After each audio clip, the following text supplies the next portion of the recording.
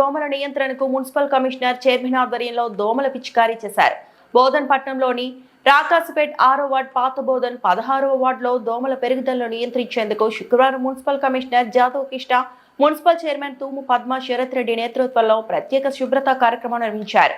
కాలనీల మురికి కాలువలు, చెత్త పేరుకుపోయిన ప్రాంతాలు, నీరు నిల్వ ఉన్న ప్రదేశాల్లో మాలాథియన్ ద్రావణాన్ని విస్తృతంగా పిచికారీ చేశారు. దోమల ద్వారా వ్యాధులు వ్యాప్తి చెందే ముప్పు పెరుగుతున్న నేపథ్యంగా ముందస్తు జాగ్రత్త చర్యగా ఈ కార్యక్రమం చేపట్టబడింది. ఈ కార్యక్రమంలో కాంగ్రెస్ సీనియర్ నాయకులు కౌన్సిలర్ శరత్ రెడ్డి, 6వ వార్డు కౌన్సిలర్ జహీర్ అహ్మద్, 16వ వార్డు కౌన్సిలర్ ఎం దివ్య, స్థానిక కాంగ్రెస్ నేతలు, సీనియర్ నాయకులు పాల్గొన్నారు. అధికారులు ప్రజలకు ఇళ్ల చుట్టుపక్కల నీరు నిల్వ లేకుండా చూసి శుభ్రత పాటించాలని, మున్సిపాలిటీకి సహకరించాలని సూచించారు.